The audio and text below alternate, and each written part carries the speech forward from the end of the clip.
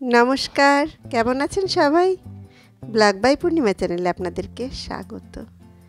তো ছাদ বাগানে এসছি। ছাদ বাগানে তো প্রচণ্ড রোদ আজ। সকালে কিন্তু বৃষ্টি হয়েছিল, কিন্তু এখন দেখুন কি রোদ, রোদের তাপে ছাদ বাগানে দাঁড়ানোই যাচ্ছে না। 2-3 দিন হলো ছাদ বাগানে ঠিক মতন আসিনি। এরই মধ্যে আজ এসে দেখছি ভেন্ডিগুলো বেশ শক্ত হয়ে গেছে। তো এবার তো ভেন্ডি গাছ আমি অনেকটা দেরিতে লাগিয়েছিলাম, প্রথমের দিকে লাগাইনি। তো কবে কবে ভেন্ডি ধরেছে গাছে ঠিক মতন খেয়ালও করিনি। এখানে তো অনেক গাছ রয়েছে, ঝোপের মধ্যে রয়েছে। তো 3-4টে ভেন্ডি গাছ বসিয়েছি।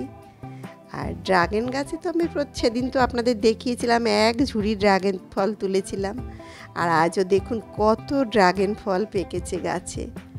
সত্যি বলতে কি জানেন তো, নিজের ছাদ বাগানে এত সুন্দর ড্রাগন ফল হয় আর এত সুস্বাদু খেতে, ভীষণ ভালো লাগে তুলতে। আর এই যে দেখুন উচ্ছে, তো আমার ছাদ বাগান ভর্তি, চতুর্দিকে উচ্ছে। আর এই দেশি ছোটো ছোটো উচ্ছে, এগুলো কিন্তু খেতে ভীষণই ভালো। আর প্রচুর হয় উচ্ছে। আর ড্রাগন ফল দেখুন প্রত্যেকটা ডালে ডালে ড্রাগন ফুল দুটো দুটো করে, এদিকে একটা ওদিকে একটা করে হয়েছে চতুর্দিকে। আর আমার ছাদ বাগানে তো প্রচুর ড্রাগন গাছ, তার জন্য চতুর্দিকে ড্রাগনে ভর্তি ড্রাগন ফল। আর এত ভালো লাগে না তুলতে, কি বলবো, যখন পেকে যায় আর ফুল ফোটে যখন, তখনও তো ছাদ বাগান একদম পুরো আলো করে থাকে। দেখুন কত ফল, এবং এই ফলগুলো কিন্তু বাজারের যে ফলগুলো আমরা কিনে খাই তার থেকে অনেক সুস্বাদু। কারণ বাজারের ফল আমি কিনে এনে খেয়ে দেখেছি, অত টেস্ট না। আর আমার তো পুরো গাছ পাকা ফল, একদম গাছ পেকে পুরো ফেটে যায় সাইড থেকে, তখন আমি তুলি। এত টেস্ট আর এত রসালো ভেতরে, খুবই সুন্দর খেতে। তো প্রত্যেকের ছাদে 2-1টা করে ড্রাগন গাছ যদি লাগানো যায় তাহলে কিন্তু বেশ। আর ড্রাগন গাছে তো একদমই কোনো অতটা পরিচর্যা করার কোনো দরকার হয় না। নর্মাল খাবার দিই আমি, আর বাড়ির খাবারটাই আমি বেশি দিই। কিচেন কম্পোস্ট ওটা দিয়ে দেবই, গোবর সার, তারপরে হাড় গুঁড়ো, শিংকুচি, অনেক দিন অন্তর মিক্সার আমি 2-3 মাস অন্তর একবার দিই। আর তা না হলে আমি কলার খোসা, যে আমরা জলটা ভিজিয়ে রাখি, পেঁয়াজের খোসার জল, খোলের জল, এগুলো দিয়েই দেখুন কত সুন্দর আমার ছাদ বাগান। তো ছাদ বাগানে এরকম বাড়ির খাবারটা দিলে আমার মনে হয় ছাদ বাগানে সবথেকে বেশি ভালো হয় গাছগুলো, এবং ফুলে ফলে ভর্তি হয়ে থাকে। তো আর তো বেশি দিন নেই দুর্গাপুজো এসেই গেছে প্রায়। তো আজ অনেক ঘরে একটু সব কিছু তাকগুলো একটু পরিষ্কার করব। আর এটা ছিল আমার ছাদের উপরটাতে, প্রচুর রোদের কারণে পুরো বটগাছটা ঝিমিয়ে গেছিলো। বনসাই তৈরি করছি, তো 2টো বটগাছ দিয়ে আমি এটা তৈরি করছি, তাই আমি নিচে নিয়ে এসেছি। ভারী মিষ্টি লাগছে, দেখুন পাতাগুলো দেখতে কি ভালো লাগছে না? আমার তো ভীষণ ভালো লাগছে, 2 রকমের বটগাছ দিয়ে এটা আমি করেছি। তা আজ সমস্ত তাকগুলো একটু ভাবছি পরিষ্কার করব, তার কারণ দুর্গাপুজোর আর বেশি দিন সময় দেরি নেই আর কি, এসেই গেছে। তো এগুলো সব একটু পরিষ্কার করে নিই।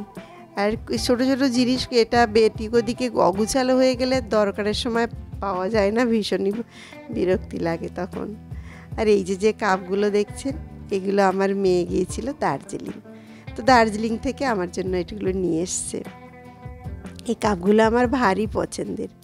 ঢাকনা দেওয়া রয়েছে, দেখুন কি সুন্দর ঢাকনা। চা দিলে একটু দেরি হলেও ঢাকনা দেওয়া থাকে, চাটা গরমই থাকে, খেতেও মানে দেখতেও ভালো লাগে এই কাপগুলো নিয়ে চা খেতে বসতে।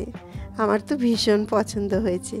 তো ছেলের জন্য, আমার জন্য, মেয়ের জন্য, 3জনের জন্য 3টে কাপ নিয়েছে, আর একটা বড় কাপ এটা রেখে দিয়েছি, এটা সবসময় খাই না।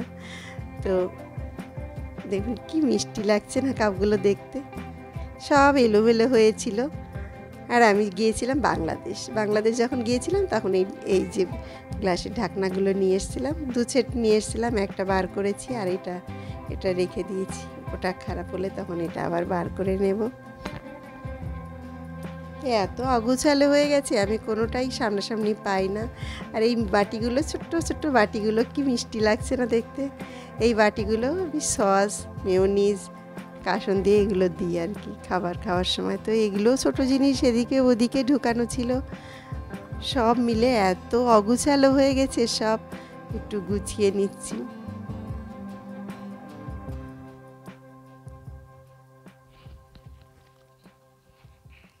আর এই যে এগুলো আমি বাংলাদেশ থেকেও নিয়ে এসেছিলাম এটা। তো ভাবলাম আজ একটু সময় পেয়েছি, আজ এগুলো গুছিয়ে নিই একটু।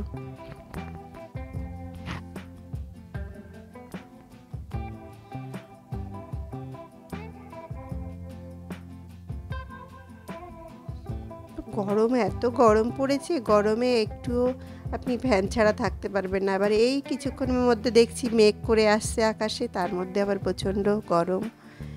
এই ওয়েদারটা একটু অন্যরকম। তো এটা আমি ইডলি করি। ইডলি আমার 2টো বাটি রয়েছে, এর মাঝখানে 6টা করে ইডলি হয়। তো ইডলিটা সামনাসামনি একটু রেখে দিই।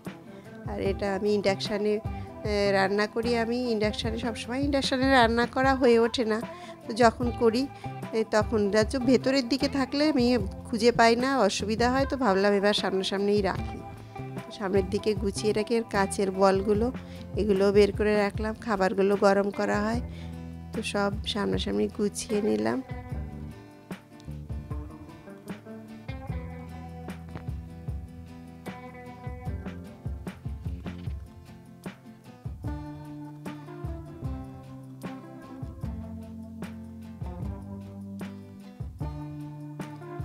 তো আজ গণেশ পুজো হয়েছে, আজ 2-3 দিন হলো গণেশ পুজো হয়েছে।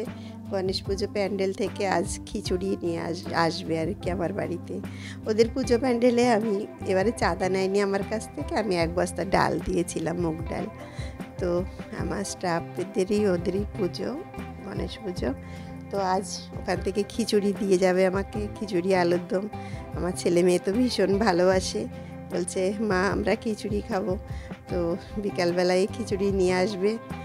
আর এখন একটু রান্নাবান্না যা করার করে নিলাম, আর সমস্তগুলো এগুলো গুছানোও হয়ে গেল। আর কেটলিগুলো রয়েছে, চায়ের কেটলিগুলো, এগুলো একটু সামনের দিকে রাখলাম।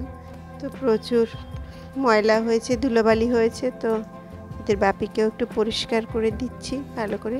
ডাব শ্যাম্পু দিয়ে আমাদের মধ্যে ডাইনিংয়েই আমাদের সঙ্গেই থাকে, তার জন্য ধুলো পড়ে থাকে, আলগা ধুলো পড়ে অনেক, তার জন্য শ্যাম্পু দিয়ে মাঝে মাঝে একটু পরিষ্কার করে দিই আমি।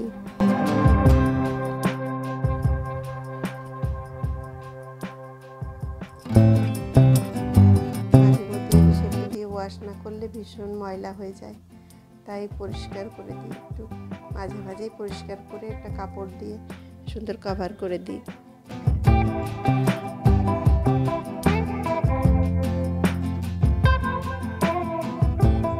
বহুদিন হলো আমাদেরকে ছেড়ে চলে গেছে,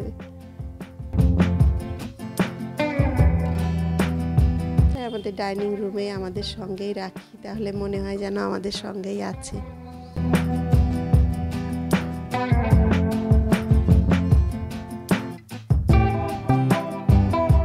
তো একটা কাপড় দিয়ে পরিষ্কার করে নিলাম, নিয়ে এখন কাপড়টা দিয়ে এটা জামার মতন করেই নিয়েছি, একটা যাতে ধুলোটা কম পড়ে, তাই এটা কভার করে পরিয়ে দিলাম এখন। এই যে আমার মেয়ের ছবি, এটা আমার ছেলে। তা আমার ছেলেটা অনেক ছোটোবেলার ছবি, যখন ক্লাস পড়েছিল। এখন তো সে অনেক বড় হয়ে গেছে, এখন সে সিএ পড়ছে। আমার মেয়েও অনেক বড় হয়ে গেছে, এটা অনেক দিন আগেকার ছবি। তো আজ সব কিছু একটু পরিষ্কার করে নিচ্ছি, ঝেড়ে ঝুড়ে নিচ্ছি। বাজার থেকে ডিমগুলো আনলে এত ময়লা থাকে, সেগুলোকে জল দিয়ে ধুয়ে জল ঝরা দিয়ে এখন ফ্রিজে রেখে দিচ্ছি তুলে। তো এখন সব কাজ মোটামুটি হয়ে গেছে, এখন সন্ধ্যাও হয়ে গেছে। আমার পুজো প্যান্ডেল থেকে এখন গরম গরম খিচুড়ি আর আলুর দম নিয়ে চলে এসছে। তো আজকের মতন ব্লগটি এখানেই শেষ করছি। সুস্থ থাকবেন, ভালো থাকবেন। আমার ব্লগটি ভালো লেগে থাকলে প্লিজ একটি লাইক কমেন্ট করে আমার চ্যানেলটি সাবস্ক্রাইব করবেন। আবার একটা নতুন ব্লগে দেখা হবে।